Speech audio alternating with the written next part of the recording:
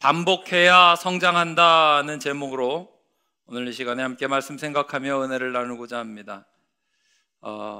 여러분은 일상을 살아가시면서 하루에 광고를 몇 편 정도 접하신다고 생각을 하십니까?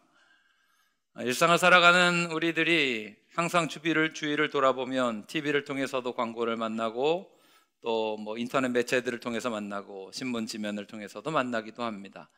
또 여러분 잠깐만 문 밖에 나가셔도 다양한 광고 매체들이 우리에게 여러 가지 광고들을 하는 것을 보게 되는데요. 일반적으로 우리가 하루를 살아가며 만나는 광고는 평균적으로 한 3,000여 편의 광고를 만나면서 살아간다고 합니다. 광고의 홍수죠. 어딜 가나 다 광고판이 있고 어떤 것을 보아도 광고가 없는 것이 없습니다. 우리나라 광고 산업의 규모가 굉장히 큰데 연간 이런 방송 매체들에 사용되어지는 광고비는 약 10조 원 정도 된다고 합니다. 어마어마한 규모입니다. 물론 여러분들도 오늘 교회에 나오시며 예배드리기 전까지만 해도 또 다양한 광고들을 많이 만나셨으리라 생각합니다. 왜 이렇게 많은 사람들이 광고에 힘을 쏟을까? 이런 실험이 있었습니다. 어떤 제품 이미지를 반복적으로 보여주는 실험이었는데요. 어떤 제품에 대해서 호감을 갖지 않은 실험군을 모았습니다. 여기에 대해서 내가 이 제품을 살 것입니까? 안 살 것입니까? 물어보고 사지 않겠다는 사람들을 따라 모았습니다. 그리고 그 제품의 이미지를 지속적으로 보게 만들었어요. 나중에 실험 결과가 어떻게 나오냐면 사지 않겠다라고 이야기했던 사람들이 반복된 그 이미지에 노출되게 되었을 때에 87%의 사람들이 이 제품을 사겠다라고 마음을 바꿨다고 해요. 처음엔 좀 거부감이 들 수도 있었는데 나중에 자꾸 보게 되니까 친밀감이 생기게 된다라고 하는 것입니다.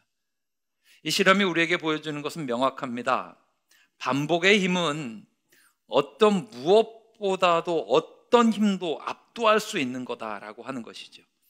이것을 심리학에서는 단순 노출 효과다라고 이야기하면서 노출이 계속되면 거기에 대한 친밀감을 우리가 가질 수밖에 없다라고 하는 건데, 조금 더 우리가 쉽게 이야기하면 여러분 속담에 이런 얘기 있죠.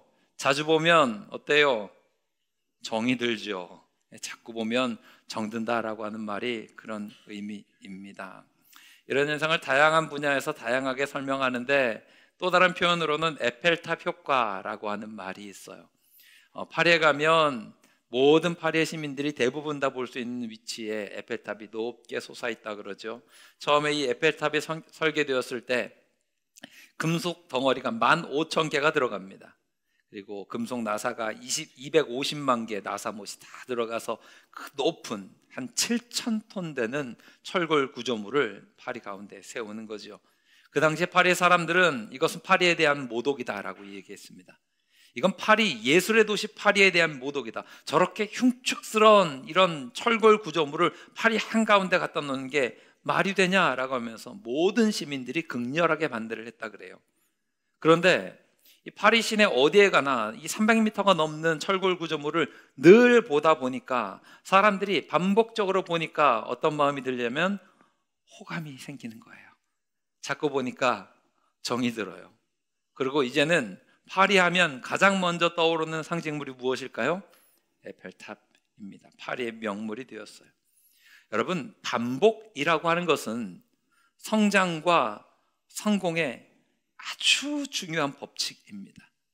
내가 성장하기를 원해요. 내가 성공하기를 원해요. 그러면 지속적으로 반복을 해야 거기에 대한 발전을 이룰 수가 있게 된다라고 하는 것입니다.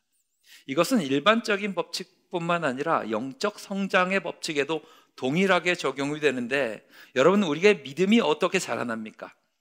우리가 어떻게 성숙한 믿음으로 나아갈 수 있습니까? 동일합니다. 반복하지 않으면 우리는 성장하거나 우리는 성숙해 나아갈 수가 없습니다. 예배를 계속해서 반복해야 그 믿음이 자라날 수 있습니다. 기도를 반복해야, 헌신을 반복해야, 전도를 반복해야 거기에 대한 합당한 열매와 성장을 이룰 수 있는 것은 너무나 명확하고 하나님이 우리를 향하여 디자인해 놓으신 뜻이다라고 하는 것이죠. 데살로니가전서 5장 16절로 18절 말씀은 너무나 유명하지요. 뭐라고 이야기합니까? 항상 기뻐하고 쉬지 말고 기도를 하고 범사에 감사하래요. 이것은 오늘 말씀의 맥락에 보면 똑같습니다. 기뻐하는 것을 반복하셔야 되고, 기도하는 일을 반복하셔야 되고, 감사하는 일들을 반복하셔야 돼요. 이게 예수님 안에서 우리를 향하신 하나님의 뜻이다라고 하는 것입니다. 이 반복을 통해서 우리는 영적으로 성장하는 것이지, 그냥 한 번의 이벤트와 한 번의 반짝임으로 우리의 믿음이 성장하거나 하는 일은 없다라고 하는 것입니다. 오늘 말씀은 이스라엘 백성들이 광야 40년 훈련을 했는데, 왜 하나님이 이스라엘 백성들을 광야 40년 훈련을 시키셨는가에 대한 말씀을 우리에게 들려주고 있는데, 여기에도 동일한 메시지가 들어가 있어요. 하나님이 왜 이스라엘 백성들을 애굽에서부터 종살이로부터 벗어나게 만드시고 광야를 지나가게 하시는데 40년이나 그렇게 훈련을 시키셨을까요? 그들이 예배 공동체가 되기를 원하고, 그들이 믿음으로 성숙하고 성장하기를 원하셨기 때문에 그 시간을 할애하신 거거든요. 그런데 하나님이 이 광야를 지나가면서 이스라엘 백성들을 어떻게 훈련시키셨습니까? 지속적인 반복이에요. 지속적인 반복을 통해서 그들이 성장하기를 원하셨고, 그들이 성숙하기를 원하셨습니다. 우리는 광야 40년 생활을 주로 성경에서 보여주는 것을 보게 되면 중요한 사건들을 중심으로 광야 40년의 생활을 알게 됩니다. 광야를 시작했을 때 홍해가 갈라졌던 사건, 출애굽의 시작이구나. 우상 숭배했던 사건, 그들이 이런 실수를 했구나. 십계명을 받게 하고, 또 가나안 땅을 미리 정탐하기도 하고, 아말렉과의 전투에서 승리하게 만드시는 장면, 불뱀의 사건들, 우리는 광야 40년의 시간들을 여러 가지 중요한 사건들을 통해서 접하게 됩니다. 하지만 이 중요한 사건들의 시간은 전체 40년을 따지고 보면 아주 일부분, 아주 극히 미미한 일부분에 지나지 않습니다.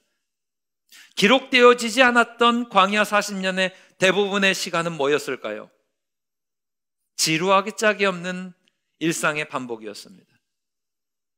광야 40년 동안 우리가 알고 있는 그 좋은 여러 가지 극적인 사건들, 여러 가지 일들이 사실은 40년 속에서는 별거 아닙니다. 그들은 매일매일 지겨울 정도로 일상을 반복합니다. 아침에 나가서 하나님이 만나를 보내주세요. 그러면 이 만나를 거두어요. 그리고 밖으로 나가면 낮에는 구름 기둥이, 밤에는 불 기둥이 그들을 지키고 인도하고 있어요. 구름 기둥이 움직이면 무엇을 해야 됩니까? 텐트를 걷어야 됩니다. 장막을 걷고 다시 한번 이동할 준비를 합니다. 그리고 나서 구름 기둥이 가는 곳으로 나아갑니다. 순종의 훈련이죠. 그리고 나서 다시 구름 기둥이 멈추면 다시 장막을 칩니다. 하나님께 예배드립니다. 하나님 주시는 만나를 먹습니다. 하루를 마무리합니다. 그리고 다음날 또 다시 만나 주시면 그 만나를 또 받습니다. 예배드립니다. 구름 기둥을 주목합니다. 하나님이 인도하시는 그 길로 걸어갑니다. 매일매일의 삶이 이 지루한 일상의 반복이었습니다. 이걸 40년 동안 반복하다 보니까 노예 근성에 찌들어 있고 노예였던 이스라엘 백성들이 하나님을 예배하는 하나님의 백성들, 믿음의 공동체로 거듭나게 될 수 있었다라고 하는 것이죠. 큰 족적을 남긴 사건들, 물론 그것이 의미가 없는 것이 아니고 그만큼의 영향을 끼치긴 하였지만, 실제로 광야 40년 이스라엘 백성들의 훈련의 대부분은 반복입니다. 이 지루해 보이는 일상의 반복들이 가나안 땅을 받을 만큼의 영적인 실력을 갖춘 이스라엘을 만들어낸 거예요. 매일매일의 이러한 삶의 훈련들이 40년간 반복되게 되었을 때에 이스라엘 백성들의 그 삶에 체득이 되어지는 거예요. 몸으로 반응하게 되는 거죠. 구름 기둥이 움직이면 하나님이 인도하시는 거구나. 어찌 되었든 어떤 길이든 하나님이 인도하시는 길로 나아가는 거야. 하나님이 주시는 만나가 있어요. 하나님이 오늘 이렇게 풍성한 은혜를 주셨구나. 이것들을 늘 받아들이면서 매일의 삶을 일상으로 반복하는 겁니다. 그리고 몸에 뱉고 배워버리고 체득이 돼요. 그러면 어떤 환경에서도 흔들리지 않는 믿음으로 나아가게 됩니다. 환경에 구애받지 않고 내가 풍요롭던 풍요롭지 않던 흔들리지 않는 믿음의 사람이 되는 거예요. 오늘 13절, 14절 말씀을 보게 되면 하나님의 마음이 무엇인지를 알게 되는데 거기에서 뭐라고 이야기합니까? 너의 소와 너의 양이 번성하고 은금이 증식되고 소유가 풍부하게 될 때에 마음이 교만해져서 내 하나님 여호와를 잊어버릴까 내가 염려하고 있다. 하나님의 마음은 이런 겁니다. 너희들이 지금 가나안 땅에 들어갈 것인데 거기에는 풍요가 있을 거야. 좋은 것들이 많이 있을 거야. 그런데 그때에 네 마음이 교만해져서 하나님 잊어버리면 안 되니까. 이 광야의 40년의 시간 동안 그 지루한 일상과 신앙의 훈련을 반복함으로 그들이 체득되게 만드는 거예요. 40년간 매일 주시는 만나를 통해서 하나님 의지하는 훈련. 더욱더 중요한 것은 광야 40년 동안은 하나님이 먹을 것을 만나로 보내주셨습니다. 가나안 땅은 어때요? 만나는 가나안 땅 요단강을 건너고 나서 첫 번째 유월절을 보낼 때까지만 하나님이 허락해 주셨습니다. 그 이후로는 정복 전쟁을 벌이고 그 땅에서 정착해서 농사를 지으며 먹고 살아가야 돼요. 농사를 지으면 이런 사람들이 나오겠죠. 농사 짓는 게 쉽지 않잖아요. 그러면 내가 땀 흘린 거야, 내가 힘을 쓴 거야, 내가 노력해서 이렇게 소득을 얻게 된 거야, 이렇게 먹고 사는 거야 라고 하는 생각이 들 수 있으니 오늘 17절 말씀에서도 하나님이 이렇게 이야기하시잖아요. 내 마음에 이르기를 내 능력과 내 손의 힘으로 이 재물을 얻었다 말할 것이라고. 이렇게 되지 않도록, 이렇게 무너지지 않도록 하나님은 철저하게 40년간 반복의 훈련을 시키시는 거예요. 하나님이 주시는 것으로 먹고, 하나님이 인도하시는 곳으로 가고, 하나님이 말씀하시는 대로 순종하고, 하나님이 원하시는 대로 예배하는 것. 내게 주신 이 만나 하나님 주신 것이고, 농사 짓는 땅도 하나님 주신 것이고, 여건도 하나님 주신 것이고, 힘도 하나님이 주신 것이라고. 그래서 여러분, 반복이 중요합니다. 하나님이 왜 우리에게 지루한 일상의 신앙의 훈련을 반복시키실까요? 그만큼 흔들리지 말라고 해요. 훈련되지 않으면 교만이 툭툭 튀어나오니까, 엉뚱한 생각, 불신앙들이 툭툭 튀어나오니까. 오늘 18절 말씀에서도 이야기하죠. 18절에서 뭐라고 이야기해요? 내 하나님 여호와를 기억하라. 그가 내게 재물 얻을 능력을 주셨습니다.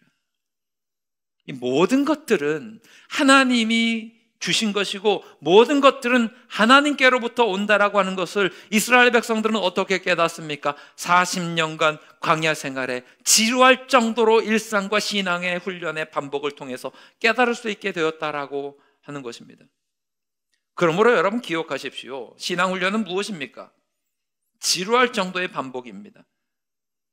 신앙의 훈련은 지루할 정도로 내 몸에 체득되어지지 않으면 성장하기가 어려워요.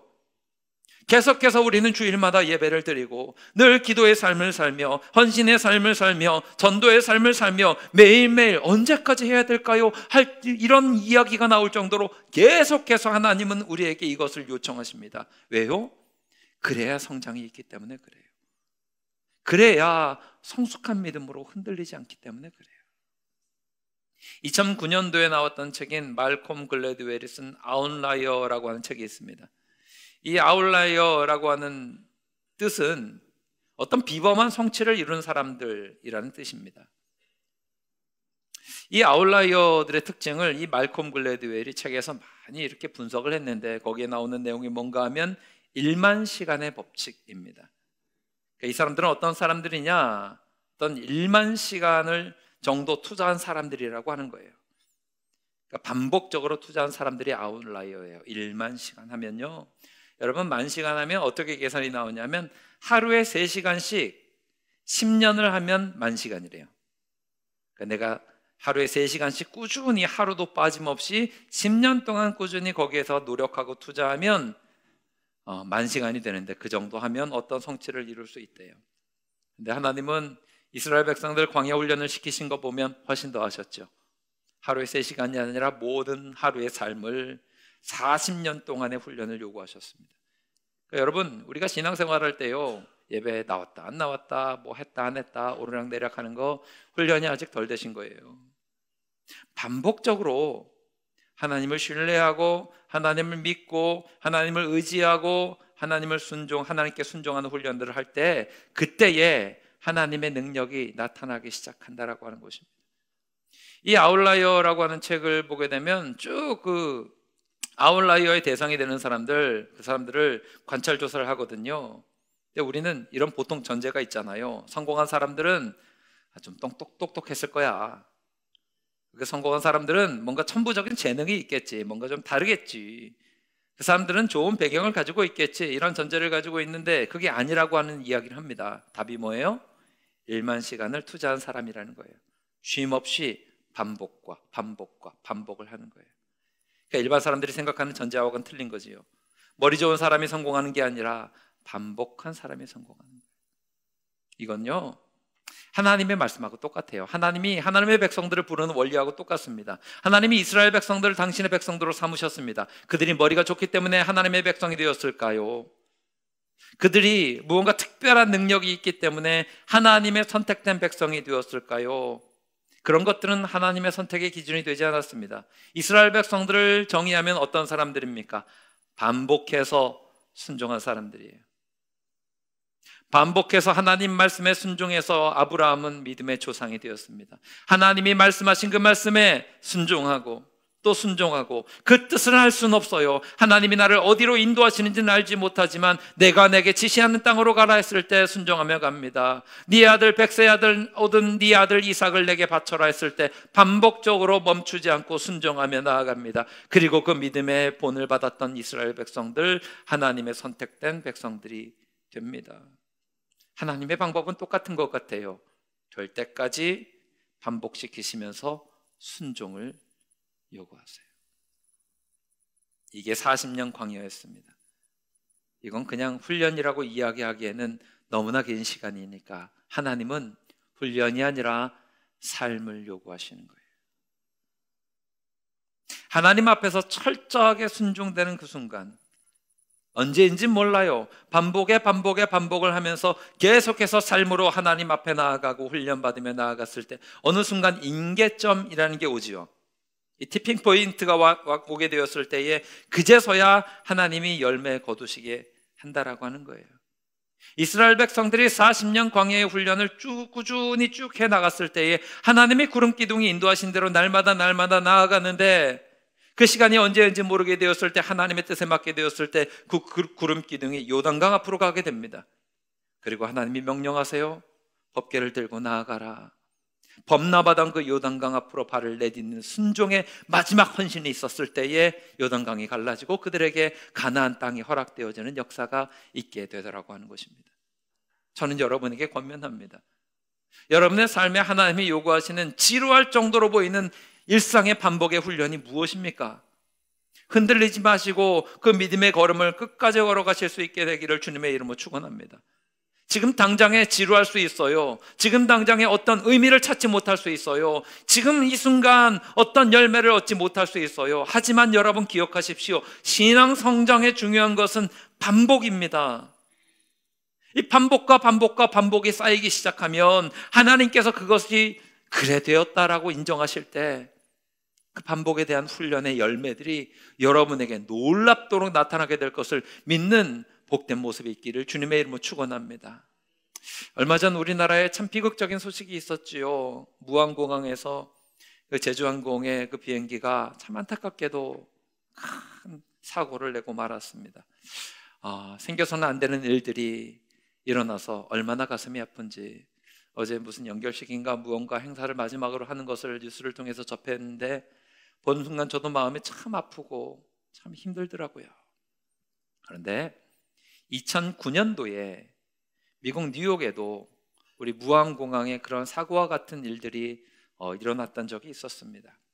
이것을 미국 사람들은 허드슨 강의 기적이다라고 이야기를 해요. 이것은 뉴스로도 나왔고 영화로도 제작이 되어서 많은 분들이 익숙하게 그 이야기를 들으신 적이 있으리라 생각합니다.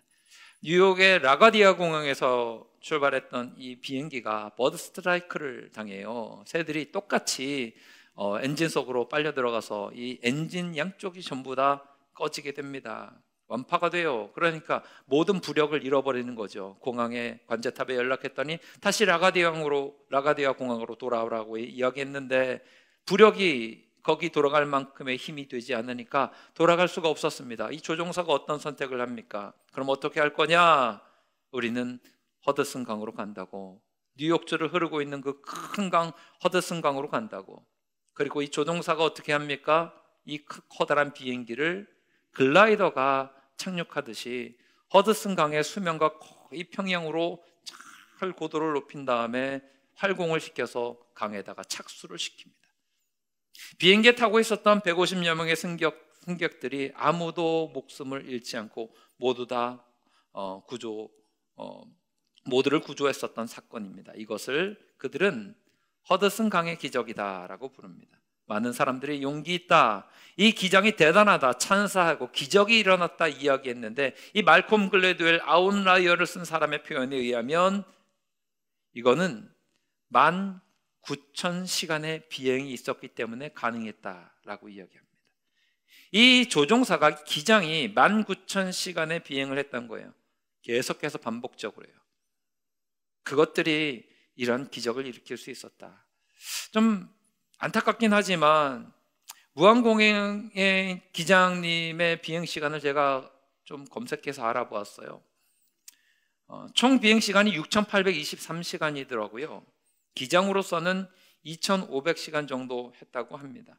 물론 다른 여러 가지 요인이 있었겠지만 혹시라도 그냥 안타까운 마음에 우리 기장분이 이만큼의 비행 시간을 기록하고 있었으면 조금 더 낫지 않았을까라고 하는 아쉬움의 마음도 들기도 합니다. 허드슨 강의 기적이 어떻게 일어날 수 있었습니까? 지루한 일상과 같이 느껴지는 19,000시간의 비행 기록과 그런 훈련들이 그 위기 속에서 그를 건져낼 수 있었다라고 하는 거죠. 그게 가능한 거예요. 그러면서 또 하나의 예를 드는데, 2009년도 어간에 여러분들도 많이 들어서 아실 만한 미국에서 큰 금융위기가 찾아옵니다. 서브프라임 모기지 사건. 이게 얼마나 큰 사건이었는지 우리나라에도 금융위기가 찾아오기도 했지요. 이걸 분석합니다. 2009년 당시에 서브프라임 모기지 사건이 왜 그렇게 금융위기로 찾아오게 되었는가? 분석이 이거예요. 초보들에게 너무 많은 돈을 움직이게 만들었다는 거예요. 35에서 40 정도 되는 아주 젊은 금융인들에게 수조 달러를 움직일 수 있는 권한을 주었답니다. 경험이 충분하지 못한 그들이 움직이게 되었을 때에 그 커다란 위기가, 전 세계를 덮칠 만한 위기가 찾아오게 되었다라고 하는 것입니다.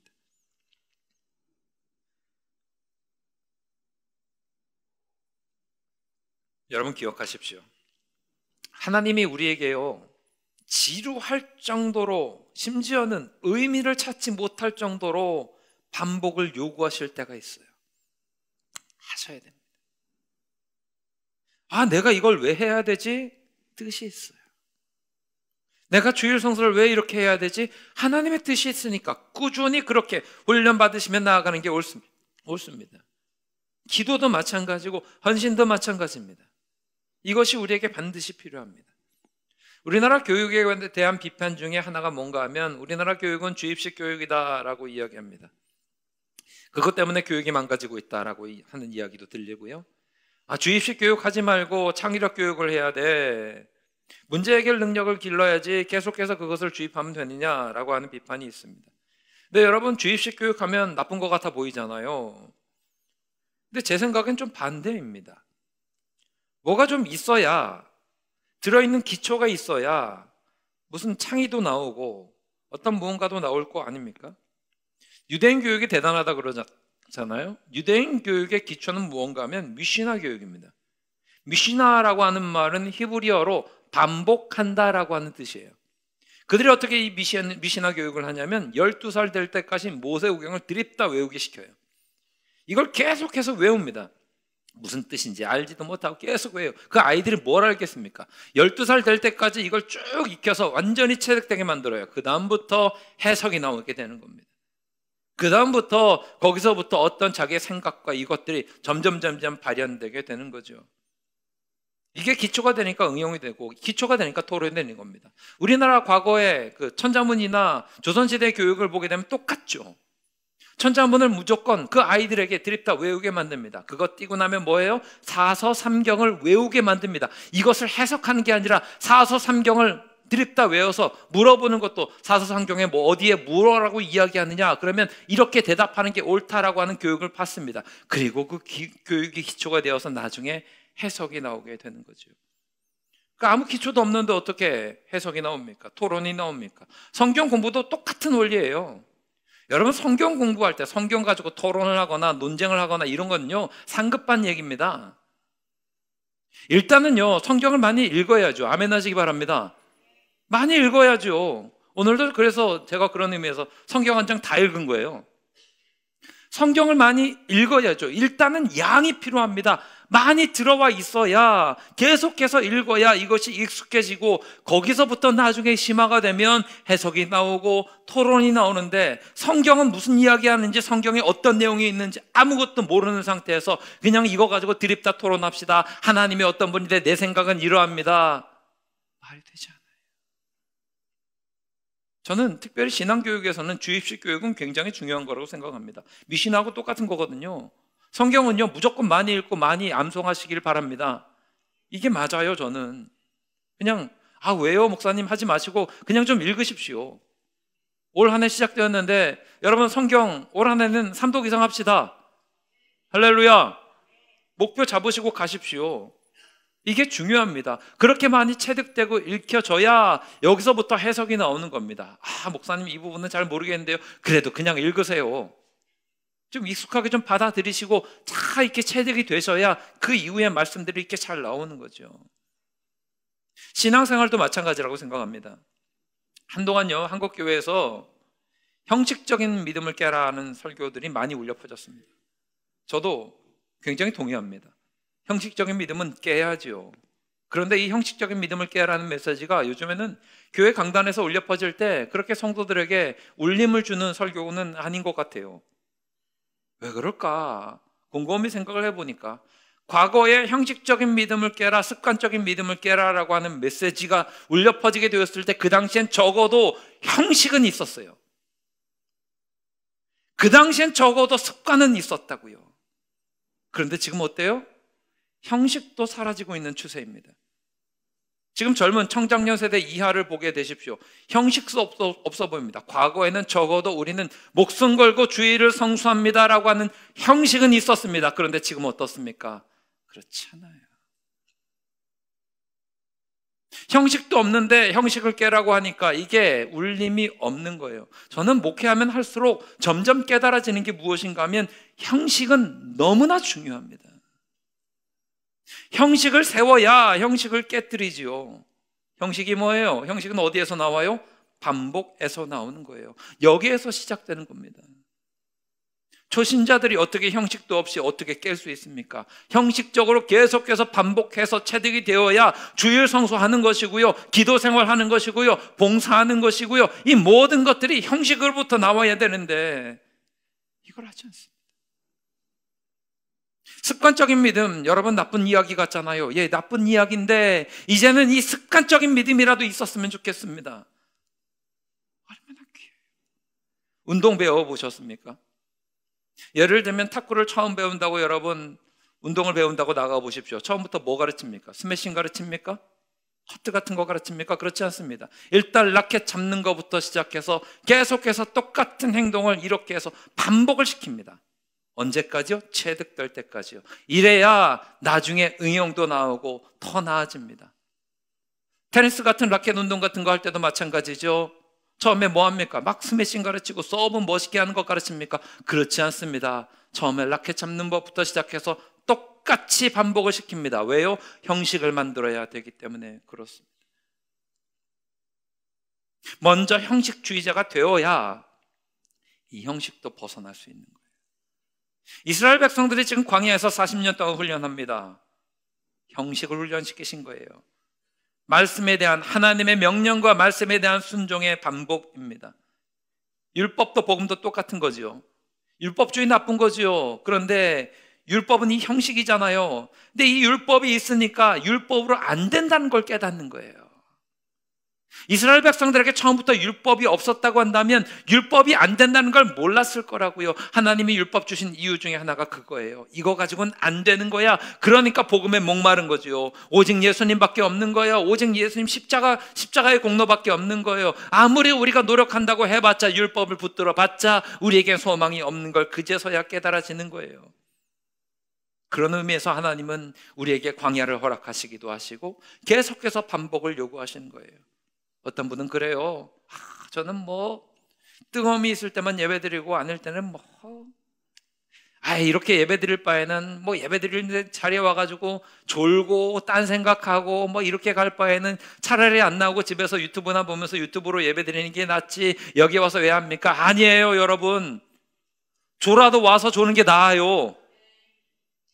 생각이 다른 데 가 계셔도 이 자리에 나와서 예배 드리시는 게 옳아요. 졸아도 와서 조셔야죠. 저는 뜨거움이 없고 진심이 없는 헌금은 안 드려요. 아니에요. 어떻게든지 형식을 지키시면서 반복해서 체득하는 게 믿음이죠. 그래서 습관적인 믿음 이거 가지고 이런 표현하는데 어찌 보면요, 이 시대에 습관적인 믿음은 기본 수준 이상의 믿음일 수도 있어요. 습관적으로 주일 아침에 되니까 주일이 되니까 예배를 드리러 가야지. 좀 제가 이 말씀을 이 설교 시간에 이야기하는 것 자체가 제 스스로도 약간 자괴감이 들긴 하지만 이 시대는 이 메시지가 울려 퍼지는 게 맞습니다. 적어도 그 습관은 여러분 드려야 되지 않겠습니까? 주일이야. 11시에 예배가 있지. 이 시간에는 예배를 드리러 나가는 게 옳아. 라면서 습관적으로라도 교회 나오시는 게 얼마나 귀한 믿음입니까? 이 시대에. 습관적으로 기도하는 이 시간은 기도하는 시간이야. 밥 먹기 전에 항상 기도해야지. 오늘 잠들기 전에, 오늘 하루를 시작하기 전에 말씀을 읽어야지. 말씀 붙들고 기도해야지. 오늘 참 내가 진심이 담기지 않았는데 이거 어떻게 하면 좋냐. 이건 습관이 있을 때 그 이후에 나오는 상급반용이라니까요. 습관적으로 눈을 떴더니 새벽 4시예요. 습관적으로 새벽 기도를 나가야지. 이거 귀한 믿음 아닙니까? 습관적으로 술집 가는 게 좋아요? 안 좋잖아요. 습관적으로 교회 나오는 게 더욱더 귀하죠. 얼마나 좋은 습관입니까? 이거 어떻게 나옵니까? 반복입니다. 우리나라 국가 무형문화재 기능보유자분들 아시죠? 판소리를 하거나 나전칠기 이런 걸 만드시거나 도자기를 만드시는 분들, 그분들을 우리는 명인이라고 이야기합니다. 이분들이 어떻게 명인이 될 수 있었습니까? 지루할 정도의 반복이에요. 서편제라고 하는 영화는 다 아실 테니까 서편제 같은 영화에서 창의 명인들을 어떻게 합니까? 매일 똑같이 폭포 앞에 내려가서 와 소리 지르잖아요. 목에 피가 나올 때까지 똑같은 일들을 반복을 합니다. 그리고 나서 어느 순간 임계점을 넘게 되었을 때에 거기에 대한 성과가 나오는 거죠. 그리고 그것을 우리는 명인이다 라고 이야기합니다. 도자기를 만드는 분들은 매일 어떻게 합니까? 매일매일 흙과 씨름을 해요. 매일 빚고 그 다음에 모양을 만들고 가마에 집어넣고 이걸 평생을 했어요. 그리고 그분들을 우리는 문화재, 명인, 기능장이라고 이야기를 합니다. 다 어디에서 나온 거예요? 반복에서 나온 거예요. 이게 하나님의 방법입니다. 40년간 광야로 이끄신 것을 기억하십시오. 저는 여러분들이 우리 교회가 믿음으로 성장할 수 있기를 바라요. 그러면 어떻게 해야 될까요? 여러분, 의미를 찾을 수 없을 정도일지라도 그 안에서 반복을 통해서 하나님의 말씀에 순종하고 하나님께 예배하고 기도하고 헌신하는 일들 놓치지 않으시기를 주님의 이름으로 축원합니다. 우리에게 필요한 과제예요. 2025년 여러분 믿음이 성장하기를 원하시잖아요. 그러면 주님 앞에 반복적으로 예배하고 순종하고 훈련받는 일들을 멈추지 않으시기를 바랍니다. 한 가지 더 권면드릴 것은 이렇게 믿음의 길을 걸어가실 때 반복을 계속하시면서 놓치지 마셔야 될 게 있어요. 디테일을 좀 놓치지 마시기 바랍니다. 철저하게 하십시오. 오늘 11절 말씀을 보게 되면 이런 말씀이 나와요. 11절에는 내가 오늘 내게 명하는 여호와의 명령과 법도와 규례를 지키지 아니하고 내 하나님 여호와를 잊어버리지 않도록 삼갈지어다. 세세하게 알려주시는 거예요. 하나님의 명령이 있는데 지켜야 돼. 법도가 있는데 지켜야 돼. 규례, 이 계명 있는 것 알지? 지켜야 돼. 하나님이 요구하시는 게 뭐예요? 그냥 가지 마. 네 마음대로 하는 게 아니야. 철저하게 세세한 하나까지 지켜야 돼. 여러분 성경 통독하시면서 지금쯤 열심히 읽으시는 분들은 이제 출애굽기를 지나셔서 레위기를 만나실 즈음이 된 것 같습니다. 아직 레위기를 만나지 않으신 분들은 조금 더 지나가시면 레위기를 만나시게 될 겁니다. 여러분 레위기 읽어보셨죠? 레위기 지루합니까? 안 지루합니까? 지루하지요. 성막을 하나 만드는데 자꾸 규빗 얘기 나오잖아요. 몇 규빗을 하고, 이 장막에 천은 뭘로 쓰고, 실은 가늘게 꼰실로 하는데 청색실을 쓰고 자색실을 쓰고 홍색실을 쓰고. 이거 읽으시면서 다 조지잖아요. 그죠? 안 조시는 분들은 대단하신 분들입니다. 저도 졸려요.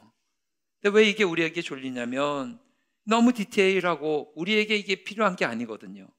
우리는 성막을 짓는 사람들이 아니고 성막에 무언가를 갖다 놓는 사람들이 아니거든요. 그냥 그 모든 것들을 축약해서 성막 지어라 이러면 끝날 것 같아요. 번제 드려라, 화목제 드려라, 이렇게 하면 될 것 같은데 제물의 종류도 다 제한하시고 하나하나 하세요. 여러분, 저는 여러분들이 레위기를 읽으실 때 이것을 좀 집중하셨으면 좋겠어요. 하나님의 마음이 거기에 담겨져 있는 거예요. 레위기에는 하나님은 니들 마음대로 하지 마라고 하세요. 철저하게 지키기를 원하시는 하나님의 마음인 거예요. 너희들이 편한 대로 그렇게 가는 게 아니야 라는 것을 레위기에 하나하나 지루할 정도로 말씀하시는 그 규빗과 그 제물의 종류와 천과 실의 종류들 하나하나 알려주시면서 너희들 마음대로 하는 거 아니야. 내가 너에게 지시하는 그대로 하는 거야. 그것을 통해서 우리는 하나님의 마음을 알게 되는 거예요. 아, 하나님은 이렇게 세세하게 하나하나 지키기를 원하시는구나. 실 하나 자체도, 이 색깔 자체도 내가 편한 대로 구하기 쉬운 거 이렇게 갖고 와서 하는 게 아니구나. 성막을 짓는데 내가 편한 대로 이렇게 무슨 아이들 땅 따먹기 놀이하듯이 이렇게 선 그은 다음에 여기에서 이렇게 짓고 이렇게 하는 게 아니로구나. 하나님은 이 하나까지도 세밀하게 보시는 분이고 세밀하게 관찰하시는 분이시구나. 우리가 반복의 훈련을 해나갈 때에 잊지 마셔야 될 게 있습니다. 철저하게 하시기를 바랍니다. 예배 시간이 11시예요. 그러면 늦지 않으셔야 돼요. 이게 맞는 거예요. 철저하게 반복하셔야 돼요. 그리고 제가 여러분께 규칙적으로 기도하는 시간 가지시라고 늘 많이 권면드립니다. 철저하게 하십시오. 그래야 그것이 하나님 앞에서 온전한 것이 됩니다. 디테일을 놓치지 마세요. 중국의 작가인 왕중추가 썼던 책이 우리나라뿐만 아니라 전 세계적으로 베스트셀러가 되었던 책이 있습니다. 디테일의 힘이라고. 많은 분들이 익숙하게 들어보신 책 제목이기도 하시고 읽어보신 분들이 계실지도 모르겠습니다. 이 디테일에서 이렇게 디테일의 힘에서 이렇게 강조합니다. 세상에서 큰일은 작은 것에서 비롯됩니다. 저는 이 이야기가 참 멋있는 이야기인 것 같아요. 어떤 큰일도 작은 것으로 비롯돼요. 큰 믿음도요, 디테일한 순종에서 시작됩니다. 잊지 마십시오. 거기 보면 이런 얘기가 나와요. 중국 저장성에 냉동새우를 수출하는 한 회사가 있어요. 이 회사가 유럽에 냉동새우 1000톤을 수출하게 됩니다. 작은 양 아니죠. 1톤만 해도 대단한 건데 1000톤을 수출하니까 이 회사에서는 큰 이득을 남길 수 있는 아주 좋은 거래였습니다. 근데 유럽으로 보냈는데 이 상품의 수입을 거부당합니다. 왜 그런가 보니까 검역소에서 이 냉동새우들을 받아들여서 검역을 하잖아요. 검사 결과 항생 물질이 나와요. 클로람페니콜이라고 0.2g이 새우에서 나왔습니다. 이 항생제를 썼다라고, 항생제 물질인 클로람페니콜 겨우 0.2g이 나와서 1000톤의 새우가 통관이 안 됩니다. 회사로서는 망할 위기에 처했잖아요. 원인을 분석하는 거예요. 왜 이런 일이 벌어지게 되었는가? 새우를 잡았을 때 혹시 그 새우 농장에서 뭐 항생제 써가지고 얘네들이 이렇게 만든 건 아닌가, 뭐 여러 가지 일들을 막 분석했는데 상품 품질 자체는 문제가 되지 않았어요. 근데 냉동 새우를 유럽에다 팔다 보니까 새우를 껍질을 까야 되잖아요. 중국 사람들이 이런 걸 잘 안 지키나 봅니다. 이게 맨손으로 새우를 까는데 매일매일 맨손으로 새우를 까다 보니까 손에 뭐가 생기냐면 습진이 생겨요. 이거 일하는 노동자가 자꾸 이거 맨손으로 장갑 끼고 뭘 해야 되는데 이런 거 안 하죠. 뭐 지키나요? 막 까다 보니까 자꾸 습진이 생겨요. 병원 가서 뭘 받아왔어요? 항생 연고를 받아왔어요. 항생제 연고를 바르는 거예요. 항생제 연고를 바르고 그걸 가지고 까니까 매일매일 그 까던 그 손에 항생제 물질이 새우에 0.2g이 들어가 버리게 된 겁니다. 이 결과 상품 전체가 통관불허가 되고 모두 다 폐기 처분될 뿐만 아니라 손해배상까지 했다 그래요. 여러분, 이스라엘 백성들이 가나안 땅에 들어가서 훗날 망하잖아요. 왜 망합니까? 디테일에서 무너졌기 때문에 그래요. 철저하게 하나님 말씀을 따르지 않습니다. 하나님도 믿고 바알도 믿어요. 하나님을 믿지 않은 건 아니에요. 그런데 바알도 믿긴 믿어요. 혼합이 되기 시작합니다. 대충 믿어요.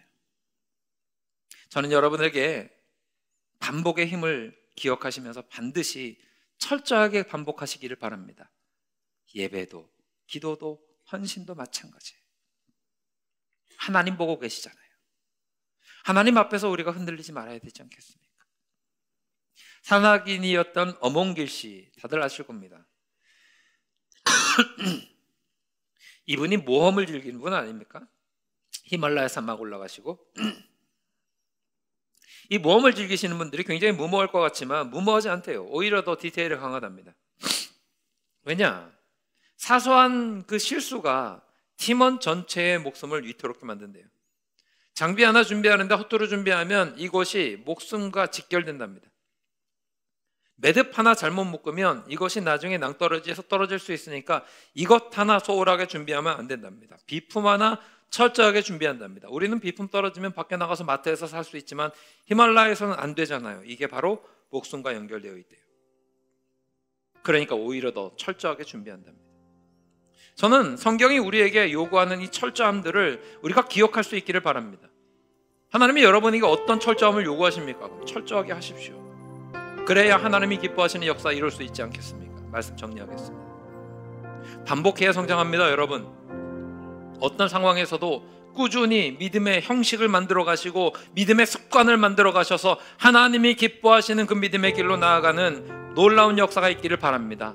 그 길로 나아가실 때 철저하게 하시는 것을 잊지 마십시오. 하나님이 기뻐하시는 것이 무엇인지 생각하시고 코람데오 하나님 앞에서 한다라고 하는 것을 잊지 마시고 철저하게 주님 앞에 순종하며 믿음의 길 걸어가실 수 있기를 주님의 이름으로 축원합니다.